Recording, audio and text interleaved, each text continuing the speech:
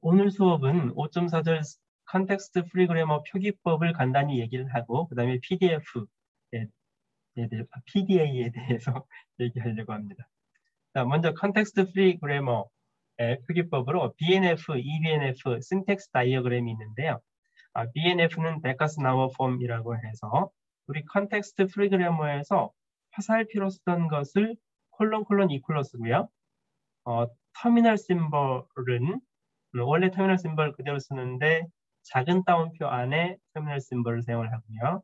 non 터미널 심벌은 이 꺽쇠, 앵글 브래킷 안에 non 터미널 의미가 있는 이름을 붙여주게 됩니다. 리라이팅 하는, 이건 또는 부분이죠. 네.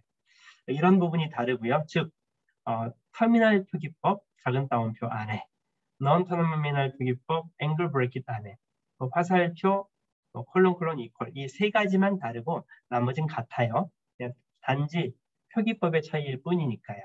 그래서 그 예를 보면 여기 있네요. non 터미널이 몇 개가 있나요? S, A, B 세 개가 있죠. 터미널은 뭐뭐가 있나요?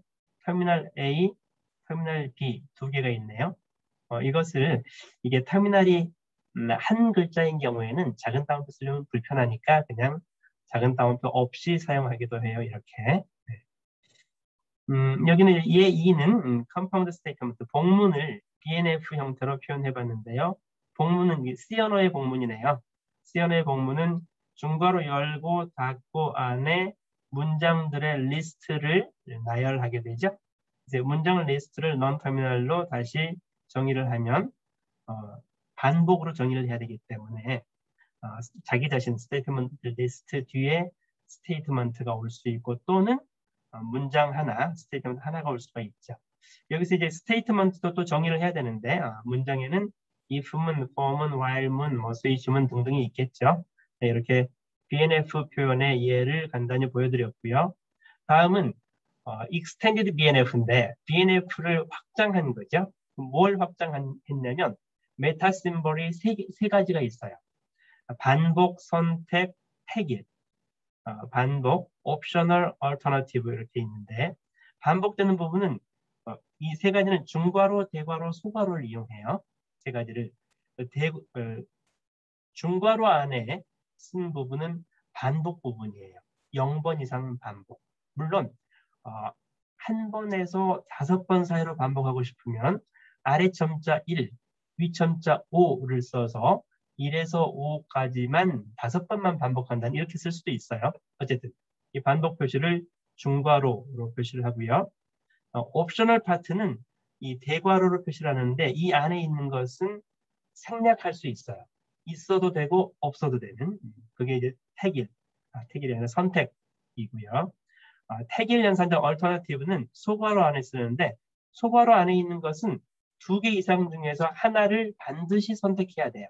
그래서 2가지 이상은 나열해야 되기 때문에 버티컬 바로 구별해서 나열을 하게 되는 거죠. 예를 들면 여기서 덧셈, 뺄셈, 곱셈, 나눗셈 4개 연산자 중에서 하나를 선택을 한다면 그러면 소괄호 안에 버티컬 바로 덧셈, 뺄셈, 곱셈, 나눗셈 연산자를 하게 되면 그러면 이 생성 규칙은 원래 컨텍스트 프리 그래머 규칙이 몇 개인가요? 4개죠. 덧셈인 경우, 뺄셈인 경우 각각을 따로 기술해야 되는데 4개의 생성 규칙을 한꺼번에 기술을 한 거죠. 자, 이 옵셔널 파트, 선택적인 부분은 if문에서 이해를 쉽게 들 수가 있는데요. else 파트가 있어도 되고 없어도 되죠. 그래서 없어도 되는 부분을 대괄호를 표시하면 else가 있는 경우, 없는 경우 이렇게 2가지를 한꺼번에 표시할 수 있다는 거죠. 여기 이제 반복 부분은 이 복문의 경우에 문장이 1개 이상이잖아요. 자, 복문은 문장이 1개는 와야 되고요. 조금 전에 예를 들었던 중괄호 표시는 있어야 되고 C 언어이니까 C 언어의 복문 시작 중괄호 열고 복문 끝 중괄호 닫고 안에 문장이 하나는 와야 되고 2개, 3개, 4개는 올 수도 있고 안 올 수도 있죠.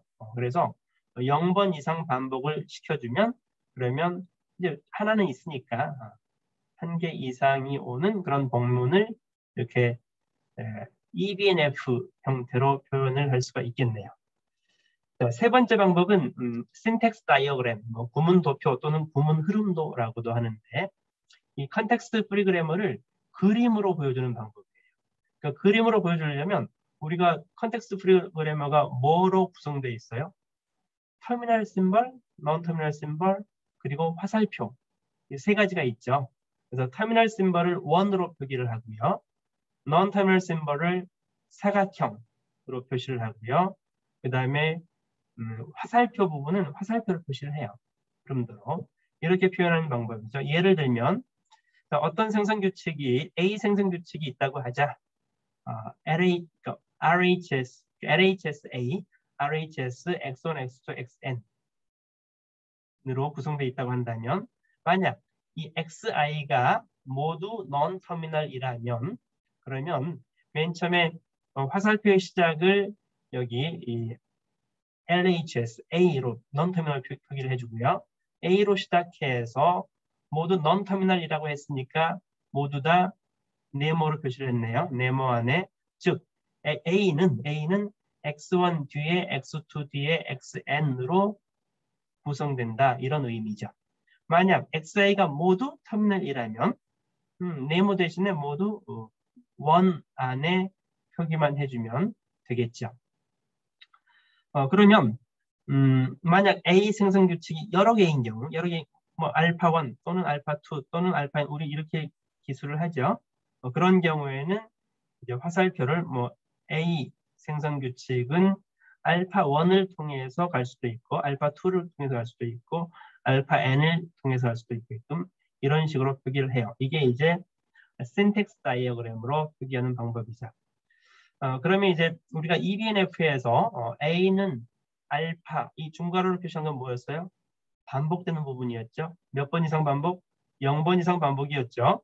그러면 0번 이상 반복 표시를 이 syntax 다이어그램으로 표시를 해보면 자, A 생성 규칙은 0번 아무것도 안 하고 알파를 바이패스하는 경우죠. 그런 경우. 여기 화살표가 있어야 돼요. 화살표 빠졌네요. 그 다음에 여기서 알파를 한 번 또는 두 번, 세 번, 네 번, n번 이렇게 표기할 수 있겠죠. EBNF에서 여기 선택적인 부분 알파가 있는 경우 없는 경우 두 가지 이런 경우에는 여기도 화살표가 빠졌네요. 네. A에서 알파 없이 바로 바이패스하는 경우 알파를 통해서 가는 경우 두 가지 중에 하나죠. 이렇게 표현할 수가 있고요. 그 다음에 alternative 괄호, 소괄호 안에 두 개 이상 중에서 선택하는 경우 이 두 개를 예를 든다면 자, A 생성 규칙은 알파를 통해서 갈 수도 있고 알파 1을 통해서 갈 수도 있고 알파 2를 통해서 갈 수도 있는 거죠.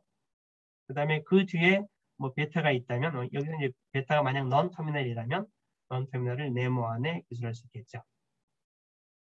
자, 이해가 되죠? 조금 더 복잡한 예를 하나만 더 들게요. 자, A, B, C 세 개의 생성규칙 개수는 4개인데 어쨌든 non 터미널이 3개인 A, B, C 생성규칙이 있다고 하자. 그러면 A는 터미널 A 또는 괄호 B인 경우 그러면 이 또는이 있으니까 A는 터미널 A를 통해서 갈 수도 있고요. 괄호 non 터미널 B 괄호 닫고를 통해서 갈 수도 있겠죠. 이렇게 A 생성규칙 두 개를 여기 A 생성규칙하고 괄호 B 생성규칙 두 가지로 표현할 수가 있을 테고요. 자, B 생성규칙은 A 뒤에 C니까 자, B는 A 뒤에 C 그렇게 표현할 수 있겠죠. 자, C 생성규칙은 이 반복이네요. 반복. 플러스라는 연산자예요. 여기 그 한 번 이상 반복이 아니고 플러스라는 연산자 뒤에 non-terminal A가 반복되는 경우라면 0번 이상 반복이기 때문에 바이패스 0번 하나 있어야 되고요. 그 다음에 플러스 A가 한 번, 두 번, 세 번, n번 이렇게 돌다가 갈 수 있겠죠. 이렇게 A, B, C non-terminal에 대해서 생성규칙을 기술해 봤는데 우리가 요 세 개, 우리가 A가 뭐예요? A가 시작 기호죠. 여기서는 첫 번째 생성규칙의 non-terminal 시작 기호. 시작 기호에 대해서 이렇게 B, C를 한꺼번에 그려봤어요. 요 세 개를 A, B, C 이 생성 규칙에 대한 것을 한꺼번에, 즉, 요 B에다가 A, C를 집어넣었죠. A, C.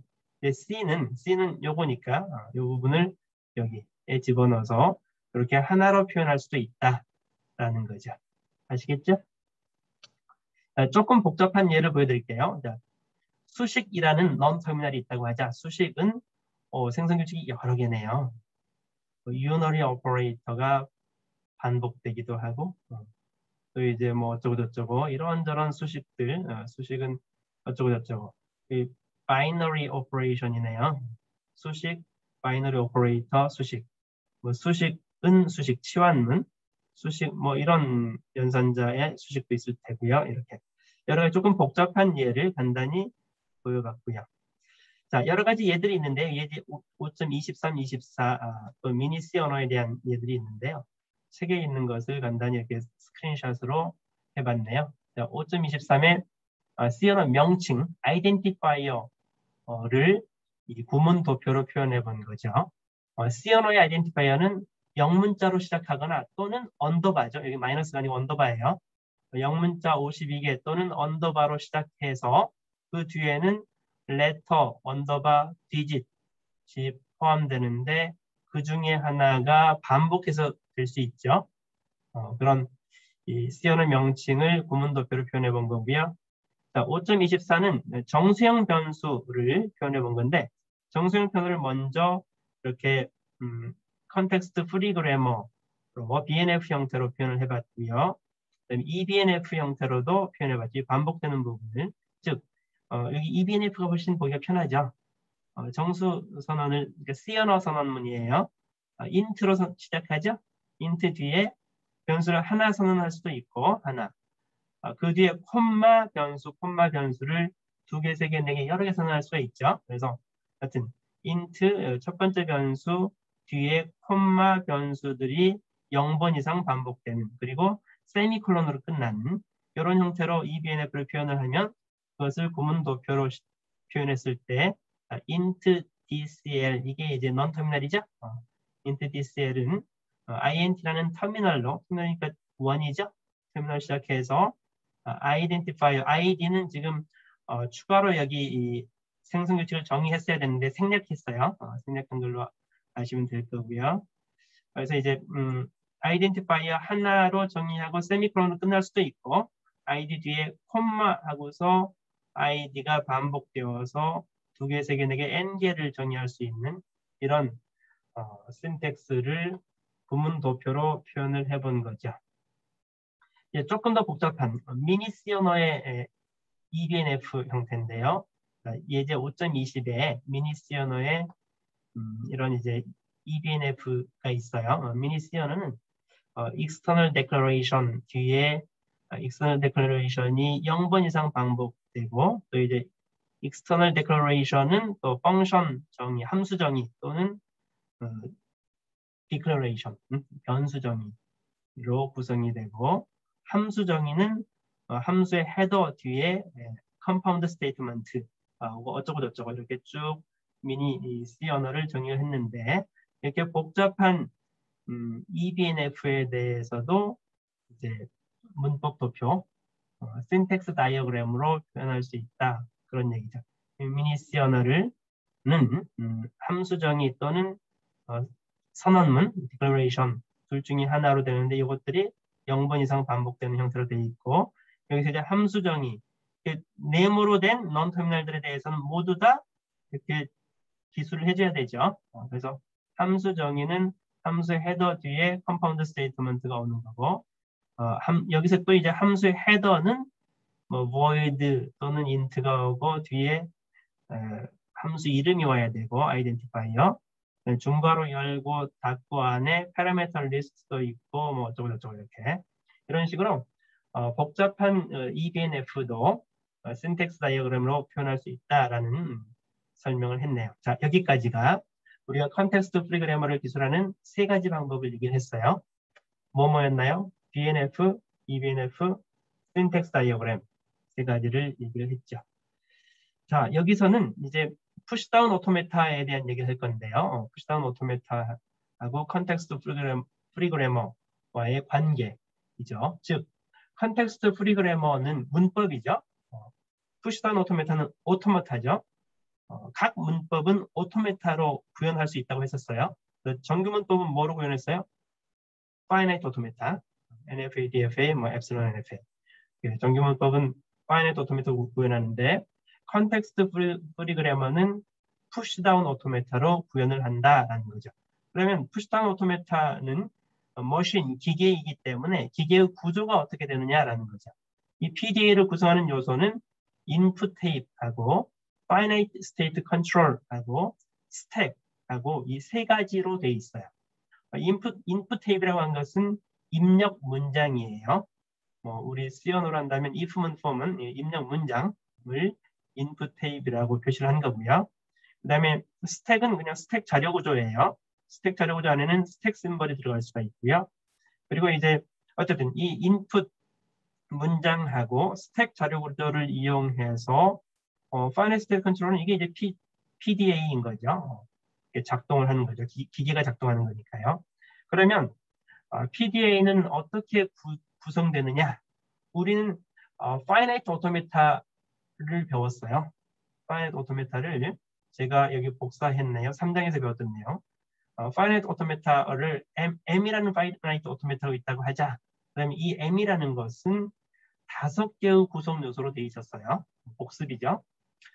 Q, finite set of state, 스테이트들의 집합, 이 Q라고 표시를 했고요. 인풋 알파벳 집합, 즉 터미널들의 집합이죠. 그것을 시그마라고 표시를 했었고요. 델타 함수, 어떤 스테이트에서 커런트 스테이트에서 다음 스테이트로 전이하는 전이 함수를 델타로 정의했었죠.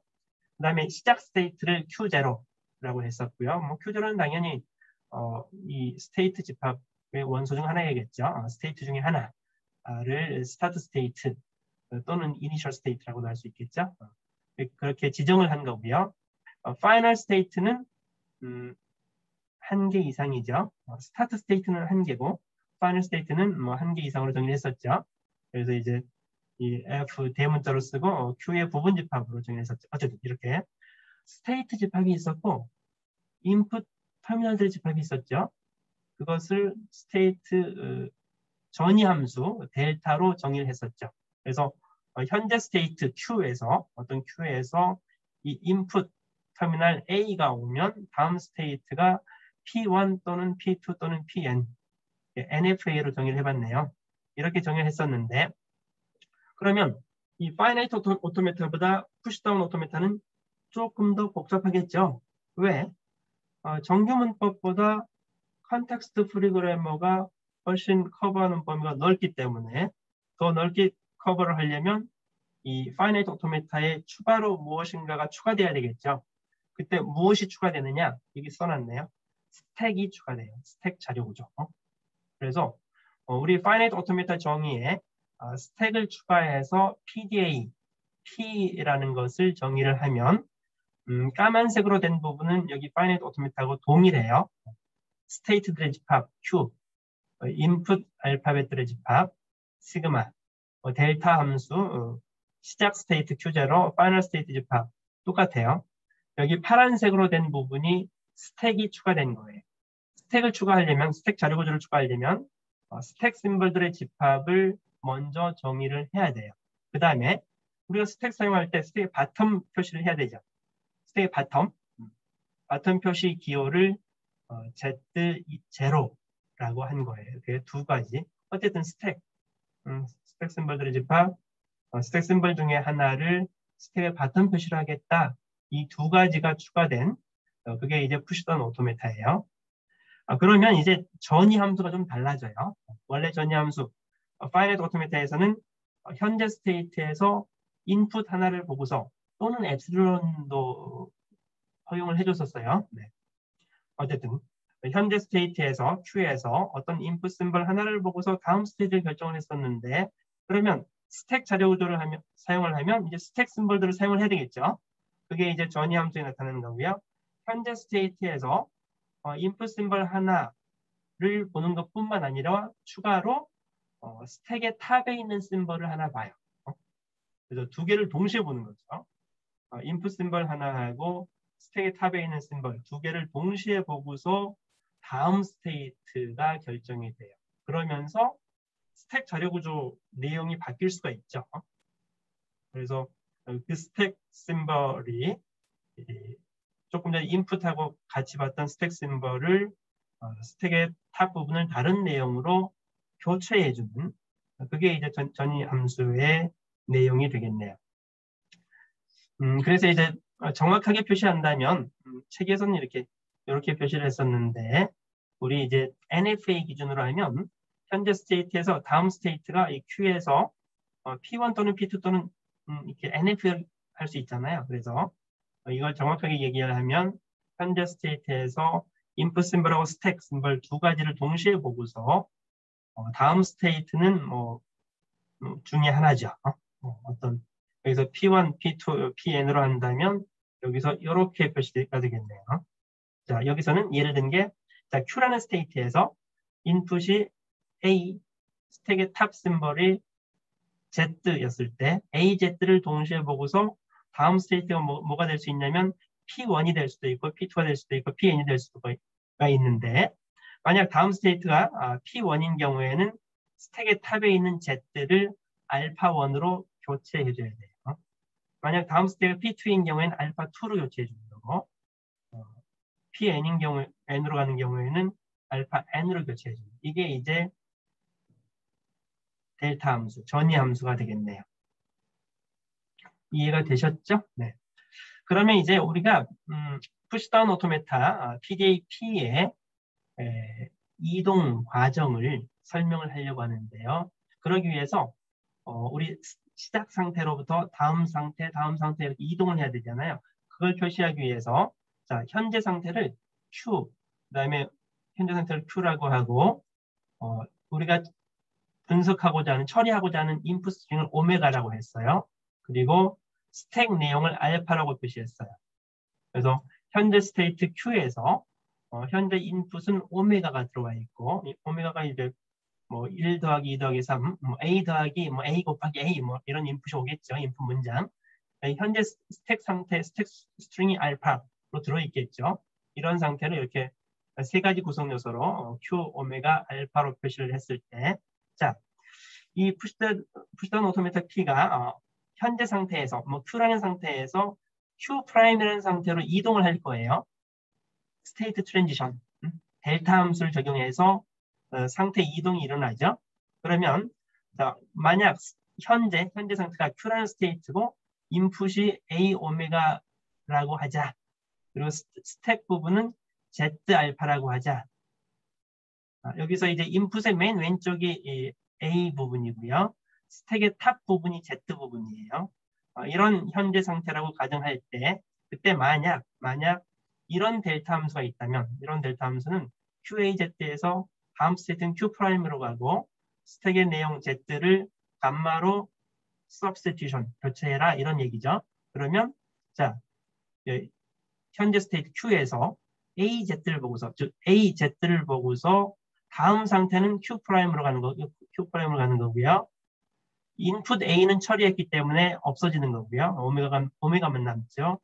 스택의 탑에 있는 Z라는 심벌은 여기서 Z를 감마로 교체하라고 했었죠. 그래서 Z가 감마로 교체되는 거예요. 아시겠죠? 네.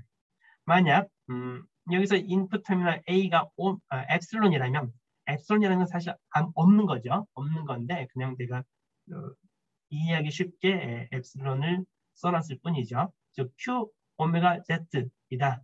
이런 경우에 만약 요 전이 함수를 적용을 하면 엡실론, 즉 인풋을 처리하지 않았어. 엡실론 없는 거니까 인풋 처리 없이 스택만 Z에서 감마로 가고 그다음에 상태 전이는 Q에서 Q 프라임, Q에서 Q 프라임으로 가는 거죠. 이걸 이제 엡실론 무브라고 하죠. 이제 엡실론 NFA에서 다음 스테이트로 가는 거는 비슷해요. 네. 그리고 이제 이 PDA-P가 이동하는 과정을 표기할 때는 우리 유도할 때는 이중 화살표를 썼었잖아요. 그런 것처럼 비슷하게 이런 기호를 써요. 자, 현재 스테이트에서 이동한다 표시, 아자 표시네요. 아무튼 다음 단계로 이동한다 표시를 이렇게 해서 다음 단계로 이동하는 이동 표시를 하는 거고요. 이 이동한다는 표시에 스타를 위첨자로 붙여주면 0번 이상 이동했다 뭐 이런 얘기죠. 대거를 표시해주면 1번 이상 이동했다를 생략한 그런 내용이죠. 자, 그래서 이제 어떤 PDA-P가 있었다고 하자. 그러면 그 PDA-P에 의해서 인식되는 언어를 LP라고 해요. PDA-P에 의해서 인식되는 언어를 LP. 그러면 LP는 언어니까 문장들의 집합이죠. 문장들의 집합인데 이 LP는 어떤 문장들의 집합이에요? 이 PDA-P가 스타트 스테이트가 만약 Q0고 뭐 입력 문장이 오메가가 있다고 하자. 그리고 스테이트 탑에 Z0가 바텀 표시가 되어 있고요. 이런 경우에 이 스타트 스테이트로부터 전이 함수, 델타 함수를 적용을 해서 파이널 스테이트에 도달했을 때 파이널 스테이트가 이제 Q가 이제 파이널 스테이트여야 되겠죠. 그거 파이널 스테이트라고 하고 파이널 스테이트에 도달했을 때 입력 오메가는 다 처리가 돼야 되겠죠. 그래야지 인식이 되는 거니까요. 그건 이제 파이나이트 오토메이터에서 마찬가지죠. 그리고 이제 스택에 처음에 바텀 표시 Z0만 있었는데 스택의 내용이 이제 계속 바뀌었겠죠. 델타 함수 적용하면서 이동 과정에서. 그럼 이제 알파가 있을 거예요. 우리는 이제 알파는 별로 관여는 안 해요. 어쨌든 스타트 스테이트 Q0로부터 입력 문장 오메가를 처리했을 때 파이널 스테이트 Q에 도달을 했어. 그리고 입력도 다 처리했어. 그러면 이 오메가는 이 언어 LP에 속하는 거죠. 그렇겠죠? 그래서 이 스타트 스테이트로부터 파이널 스테이트로 도달할 수 있는 모든 오메가들을 다 모으면 그것들의 집합이 LP가 되는 거겠죠. 그렇죠? 그것을 이렇게 기술해 봤네요. 즉, PDA-P에서 인식되는 언어, 정의되는 언어 LP는 무엇이냐? 오메가들의 집합이다. 어떤 오메가들의 집합이냐? 스타트 스테이트로부터 파이널 스테이트 Q에 도달했을 때 이 오메가가 다 처리되었을 된 그런 오메가들의 집합을 모두 모으면 그게 PDA-P가 정의하는 언어 LP가 된다. 그런 얘기죠. 예를 하나 들어볼게요. 여기서는 PDA-P를 스테이트 개수가 몇 개가 있나요? 3개가 있죠. Q0, Q1, Q2. 이 중에서 스타트 스테이트는 뭔가요? 여기 Q0라고 표시를 했네요. 그 다음에 인풋 심벌들의 집합은 뭐가 있어요? 0, 1 두 개로 정의했죠. 그리고 스택 심벌을 정의했는데 스택 심벌은 Z하고 0이네요. 인풋 심벌 집합하고 스택 심벌 집합은 같지 않은 경우가 일반적이에요. 뭐 같을 수도 있겠지만 뭐 같을 이유도 없고. 그러니까 인풋 심벌들이 스택에 푸시될 수도 있지만 인풋 심벌 이외에 다른 어떤 Z라는 것도 스택에 넣을 수 있다는 거죠. 우리 맨 처음에 스택에 바텀 표시할 때 스택 바텀 표시는 인풋 심벌이 아니잖아요. 그렇죠? 그래서 스택에 여기서는 인풋 심벌들의 집합은 0, 1인데 스택에 들어갈 수 있는 심벌들의 집합은 스택의 바텀 표시 Z하고 0하고 두 개만 들어갈 수가 있네요. 그리고 파이널 스테이트는 뭐예요? 여기 메인 뒤에 표시해놨네요. 파이널 스테이트는 1개 이상일 수 있기 때문에 집합으로 표시한 거고요. 그래서 스타트 스테이트도 Q0, 파이널 스테이트도 Q0인 그런 PDA네요. 어쨌든 그리고 여기서 이제 델타 함수, 전이 함수를 전이 함수는 여러 개라서 분량이 많으니까 따로 밖으로 빼놓은 거죠. 그래서 이렇게 정의를 했는데 전이 함수를 보면 자 스테이트가 Q0, Q1, Q2 세 개가 있기 때문에 각 스테이트에 대해서 전이 함수를 정의해 줘야 되죠. 그래서 Q0 스테이트에서는 인풋이 0Z이면 스택은 Z, 인풋은 0. 그래서 Q0 스테이트에서 0Z인 경우에는 Q1 스테이트로 가고 이 Z가 0Z로 바뀌었네요. 이 Z가 0Z로 바뀌었다는 얘기는 뭐예요? 인풋 0을 스택에 푸시했다는 얘기예요. 그쵸? 어쨌든 Q0에서는 0Z가 오면 Q1으로 가고 이 인풋 심벌 0을 스택에 넣어주는 그런 의미가 되겠네요. 자, Q1 스테이트에서는 0, 0이면 Q1 스테이트, 자기 자신 반복하죠. 자기 자신 스테이트로 그대로 머물러 있고요. 대신 스택이 0,0으로 했다는 얘기는 뭐예요? 원래 스택 탑에 0만 있었는데 인풋 0을 또 푸시해 준 거예요. 그렇죠? 만약 Q1에서 인풋이 1이 오면 또 스택이 0이면 1, 0인 경우에는 이 0을 empty로 만들어줬네요. 엡실론. 이 얘기는 무슨 얘기예요? 스택의 탑에 있는 0을 팝했다는 얘기죠. 그렇죠? 이렇게 이제 Q0, Q1 스테이트에 대해서 전염수를 정의를 해봤고요. Q2 스테이트에서는 1, 0이 오면 이 0을 팝시켰네요. 그리고 스테이트는 그대로 Q2 그대로 남아있고 Q2에서 엡실론 인풋을 처리하지 않고 스택의 탑에 Z가 있으면 그러면 Q0 스테이트로 가서 엡실론 팝시켜줬네요. 좀 복잡하죠. 이 PD는 좀 복잡한데 이제 제 설명을 잘 들으면 쉽게 이해할 수 있어요. 어쨌든 이 내용은 제가 답을 먼저 얘기를 할게요. 이 PDA가 무엇을 기술하는 거냐면 0의 n승, 1의 n승, n은 1 이상인 0, 0, 0, 0, 0, n개 오다가 그 뒤에 0 끝나면 1이 n개 오는 이런 유형만 인식하는 PDA를 이렇게 구성을 해본 거라는 거죠. 그래서 이걸 이제 그림으로 그려보면 이렇게 되는데 자, Q를 우리가 0 개수하고 1 개수를 일치시켜야 되잖아요. 그 개수를 0 개수, 1 개수 이렇게 두 개를 일치시키는 것은 정규 문법으로 기술할 수 없었죠.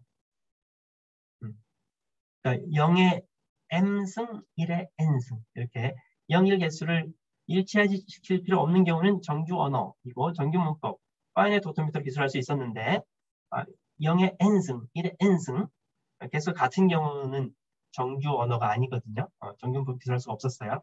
그래서 컨텍스트 프리 언어이고 컨텍스트 프리 문법 또는 PDA로 기술한 그 예를 보여드린 건데 그래서 이제 일단 이 부분만 보면 파이나이트 오토메타처럼 보이죠. 그렇죠? 그런데 여기 스택 자료 구조를 하나 추가했어요. 파이나이트 오토메타하고 푸시다운 오토메타 차이점은 스택 자료 구조가 있냐 없냐 차이밖에 없으니까요. 그래서 여기까지 합해서 스택 자료 구조까지 합해서 푸시다운 오토메타죠. 그래서 이제 이 그림을 보고서 이해를 하면 편하기 때문에 그림을 그려놓은 거고요. 0 개수, 1 개수를 일치시키기 위해서 스타트 스테이트에서 0이 오면 스택에다 계속 푸시를 해요. 여기 0011이 왔다고 하자. 그러면 00을 스택에다가 계속 푸시를 해요. 0이 오는 동안에 0이 오는 게 끝났어. 그러면 뭘 해야 돼요? 1을 보고서 1하고 0하고 개수를 맞춰서 하나씩 같이 없애줘야 돼요. 그래야지 0개수, 1개수를 맞출 수 있으니까요. 그런 내용이거든요.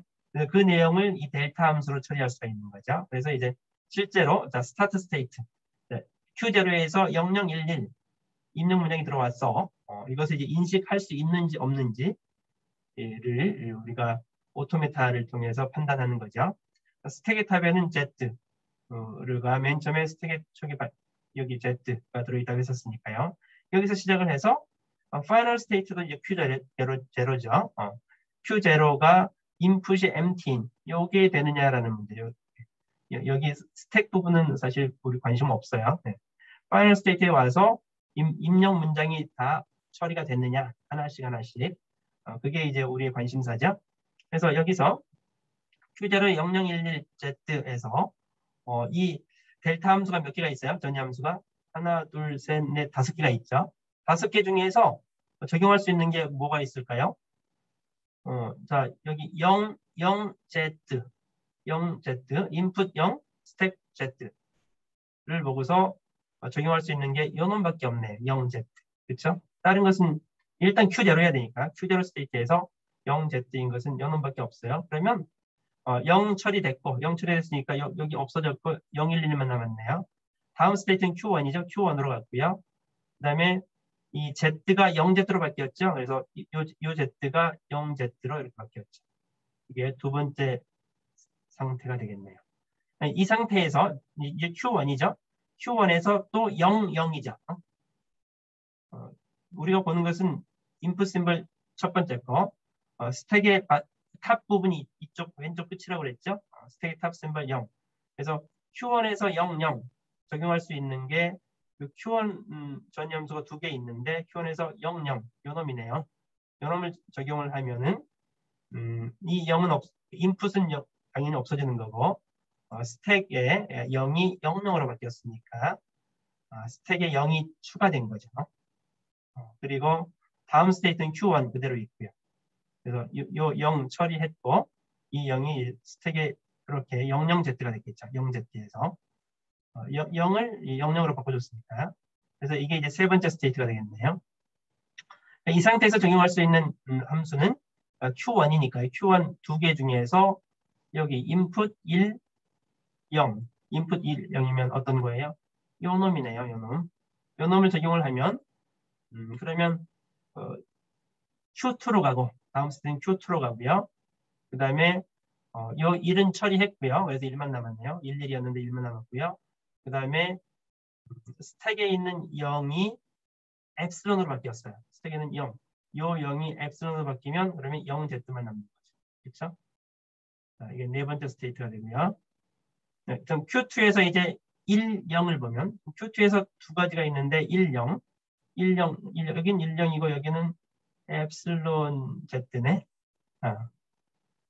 근데 여기서는 1, 0, 1, 0, 요놈 적용할 수밖에 없는 거죠. 두 개 다 같이 봐야 되니까.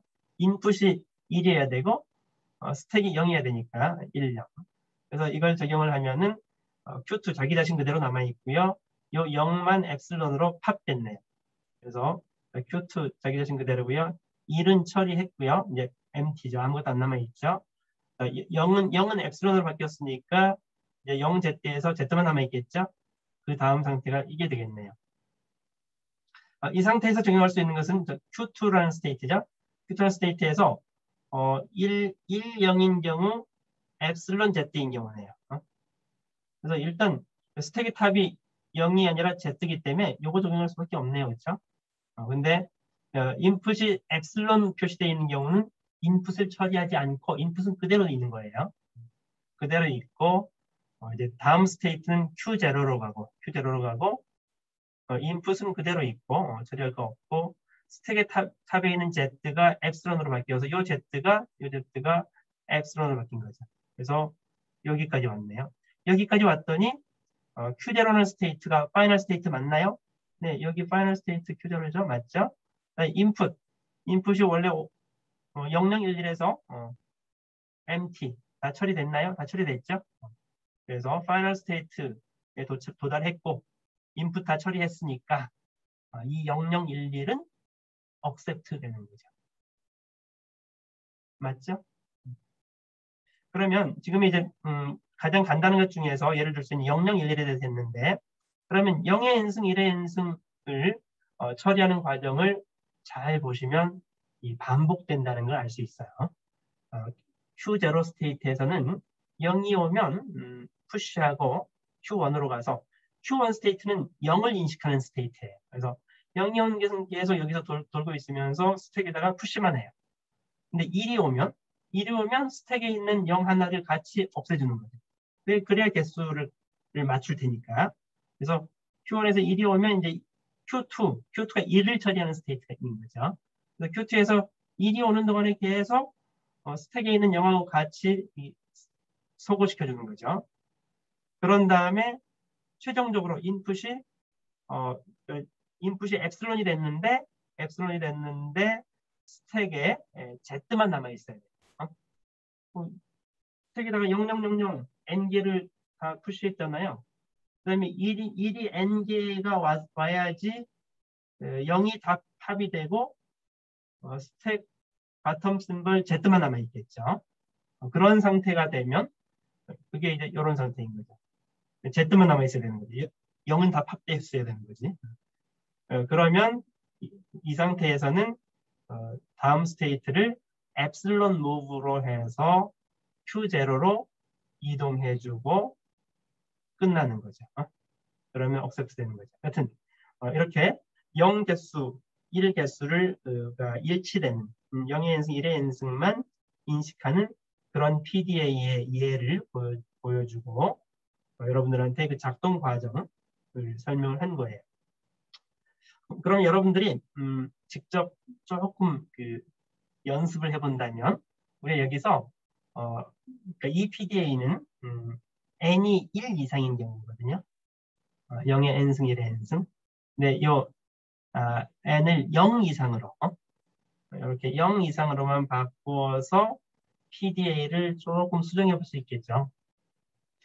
여러분들 처음 배웠기 때문에 간단하진 않을 텐데 어떻게 하는지 한번 잘 생각해 보면 좋을 것 같아요.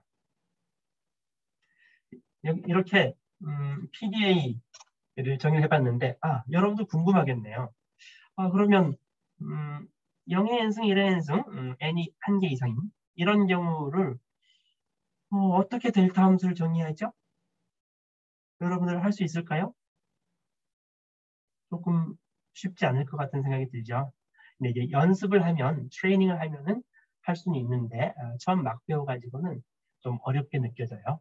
어쨌든 그 부분은 다음으로 가기로 하고. 그래서 이제 제가 최대한 쉽게 설명을 하긴 했는데 여러분들한테는 아직 어려울 거예요. 자, 두 번째 PDA.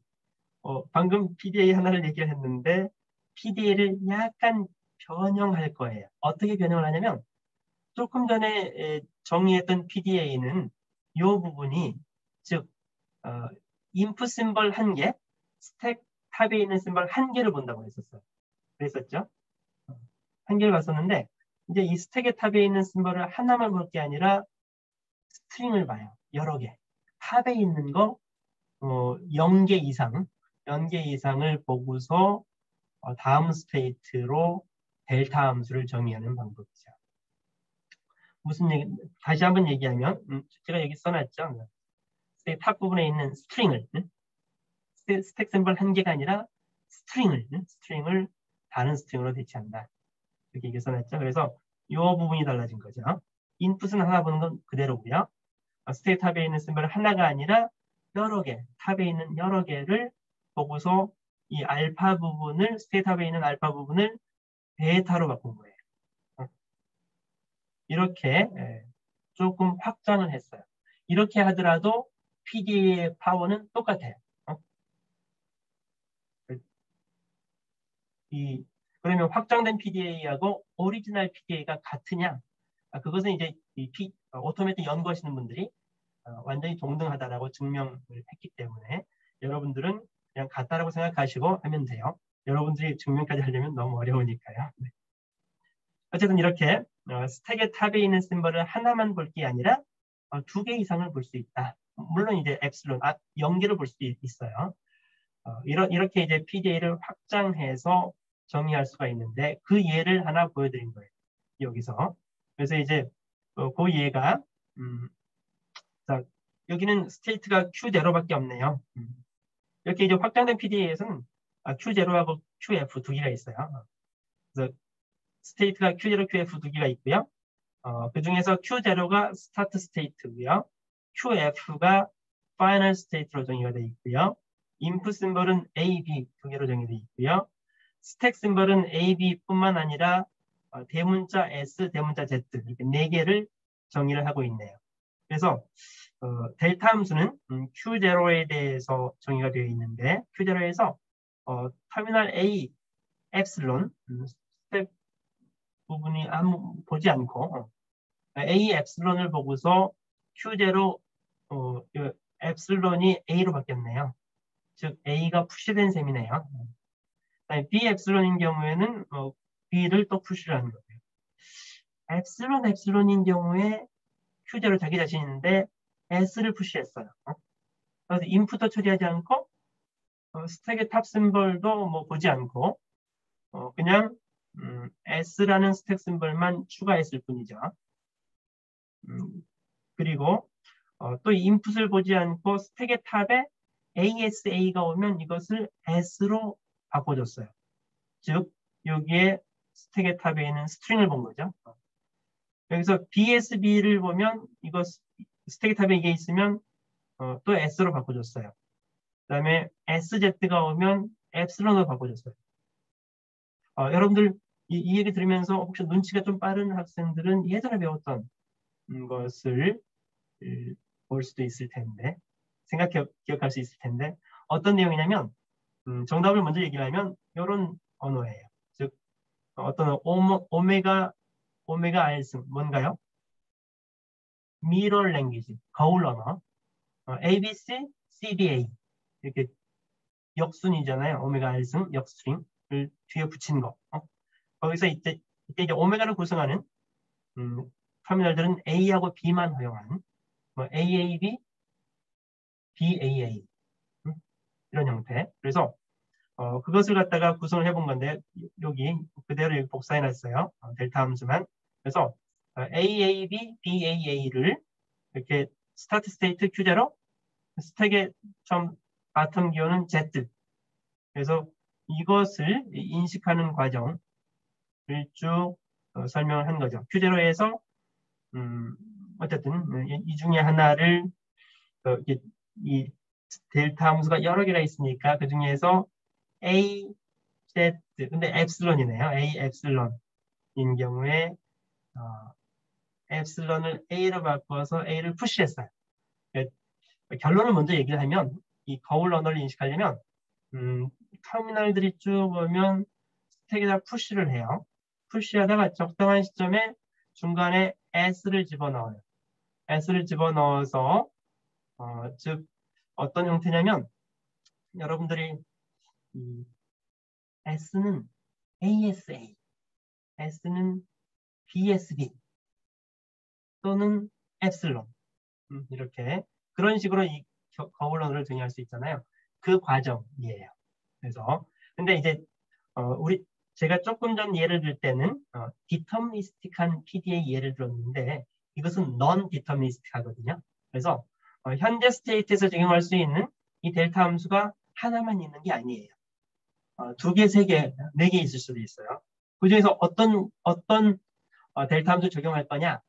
이 파이널 스테이트에 도달할 수 있고 인풋이 완전 다 처리될 수 있는 요 전이 함수를 선택해서 쭉 상태 전이를 한 거예요. 어쨌든 제가 이 어떤 함수를 각 스테이트에서 적용되는지까지는 표시를 안 해놨는데 여러분이 찾아보시면 여기서 정답을 얘기를 하면 A, B까지는 스택에 하나씩 집어넣고 A, B를 하나씩 이렇게 집어넣고 그 상태가 되면 S를 집어넣고 그 다음에 거꾸로 또 B를 집어넣어서 BSB가 오면 합시키고 S만 남겨놓고 다시 또 A를 집어넣은 다음에 AS에 오면은 다시 S로 바꿔놓고 또 다시 A를 집어넣어서 ASA가 오면 다시 S로 바꾸고 최종적으로 SZ만 남으면 이렇게 SZ만 남으면 엡실론으로 바꾸고 파이널 QF 파이널 스테이트로 가서 처리가 돼요. 그러면 이 PDA는 항상 이 미러 S를 중심으로 양쪽에 A 또는 B 있는 경우들만 이렇게 인식하는 그런 언어로 기술될 수가 있는 거고요. 이거 이제 오토메이트 행동을 표시해 보면 Q제로 스테이트에서 A가 왔을 때 B가 왔을 때 이 스택을 좀 적당히 반 집어넣고 그다음에 S 집어넣은 다음에 다시 하나씩 집어넣을 때마다 팍시키는. 그러면 이제 아니 이 전체를 다 집어넣을 수도 있을 텐데요. 전체를 다 집어넣으시면 여러분들 파이널 스테이트에 도달하지 못해요. 아무리 해도. 그럼 결국 백트래킹 해야 돼요. 백트래킹해서 결국은 요 시퀀스로 가야만 파이널 스테이트에 도달을 하거든요. 그래서 이렇게 미러 언어가 아닌 경우에는 파이널 스테이트에 절대 도달하지 못하고요. 미러 언어인 S를 중심으로 양쪽에 A 또는 B가 같이 있는 것, 그런 스트링 인풋만 파이널 스테이트에 도달하는 그런 PDA를 예로 든 거예요. 자, 다음 이제 세 번째예요. 우리가 PDA 오리지널 정의를 한번 했고요. 확장된 PDA 뭘 확장했어요? 스택의 탑 심벌 하나를 스트링으로 확장했었죠. 그런 예를 보여드렸고요. 다음은 empty 스택으로 인식되는 PDA예요. 조금 전에는 PDA가 뭘로 인식했었어요? 파이널 스테이트에 도달해야 되고 인풋이 모두 하나씩 처리가 되어서 엡슬론이 되어야 파이널 스테이트에 도달했고 인풋 버퍼가 empty이고 이걸로 accept 또는 fail을 판단했었죠. 그런데 이 accept라는 판단을 어떻게 하냐면 파이널 스테이트를 보지 않고 empty buffer, empty stack 인풋은 당연히 다 처리해야 돼요. 파이널에 도달했으면 파이널 스테이트 대신에 스택이 empty면 인식한 걸로 보겠다라는 거죠. 물론 파이널 스테이트에 하긴 해야 돼요. 근데 파이널 스테이트가 별로 의미가 없어서 제가 파이널 스테이트 안 본다고 했는데 실질적으로는 보긴 봐요. 파이널 스테이트에 도달했는데 인풋도 empty, 스택도 empty인 경우에 그런 경우에 이제 empty 스택으로 인식되는 PDA라고 하고 empty 스택의 E를 표기를 해서 LEP를 empty 스택으로 인식되는 PDA라고 PDA 언어라고 얘기를 해요. 그러면 이 empty 스택으로 인식되는 PDA를 원래 이제 PDA가 있었어. 오리지널 PDA든 확장된 PDA든 P가 있어서 이 PDA를 empty 스택으로 인식되는 PDA P'으로 구성할 수 있어요. 물론 동일한 기능을 가져야 되겠죠. 그러기 위해서 이 세 가지가 추가되는데 원래 PDA에 스타트 스테이트가 있었겠죠. 그 스타트에서 새로운 스타트 Q'으로 하고 원래 파이널이 있었겠죠. 새로운 파이널 스테이트 QE를 새로운 파이널이라고 하고 원래 스택 시작할 때 스택의 바텀 심벌이 있었겠죠. 그것을 새로운 new 바텀 심벌 Z''이라고 해요. 그래서 이 세 가지 심벌이 추가가 돼요. 즉 스테이트 Q에 QE하고 Q', 새로운 스타트, 새로운 파이널이 추가되고요. 스택 심벌에 새로운 new 바텀 심벌 Z''이 추가되는 그렇게 정의를 해요. 그렇게 해서 그러면 원래 오리지널 PDA를 어떻게 empty 스택으로 인식되는 걸로 변환을 할 거냐? 스타트 스테이트가 원래 여기서 Q0였는데 Q0를 Q'으로 바꿨어요. Q'으로 이렇게 Q'에서 시작을 해요. 원래는 Q에서 시작했었죠? 근데 Q'에서 시작을 하고요. 그 다음에 스택 심벌에도 Z''을 집어넣어줘요. 그래서 이제 새로운 놈으로부터 Q'로부터 원래 오리지널 PDA의 Q0로 이동을 시켜주면 돼요. 그래서 인풋 처리하지 않고 인풋은 그대로 원래 인풋은 건드리지 않아야 되죠. 건드리지 않고 새로운 시작 기호 Q'에서 새로운 스택 기호에 Z0를 넣어주는 거죠. 이건 그대로 남아있어야 되는 거고요. 원래 새로운 바텀 심벌은 그대로 남아있어야 되고 거기에다가 Z0를 이렇게 넣어주면 그럼 이게 이제 원래 오리지널 PDA의 스타트 Q0 그 다음에 스택의 탑에도 Z0가 들어있고 된 거죠. 그런 다음에 그게 이제 시작 부분을 바꿔준 거고요. 그 다음에 다른 모든 그 델타 함수는 똑같아요. 원래 있던 델타 함수 그대로 사용을 하는 거고요. 그 다음에 파이널 부분만 중요하죠. 스타트 파이널 부분만 달라진 거니까. 그래서 원래는 오리지널 PDA에서는 파이널 스테이트에 엡슬론 인풋 버퍼 empty면 offset가 돼 있었잖아요. 그 부분을 원래가 이제 Q가 파이널 스테이트였다면 이것을 QE 새로운 파이널로 보내주면서 스택에 있는 것을 모두 다 비워줘요.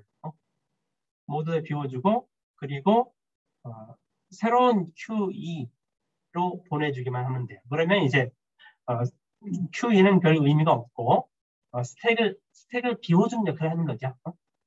오리지널 PDA에서는 스택에 뭔가 알파가 남아있었거든요.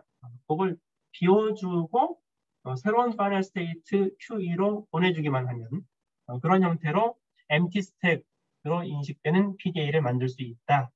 그런 얘기죠. 네, 오늘은 여기까지 하겠습니다.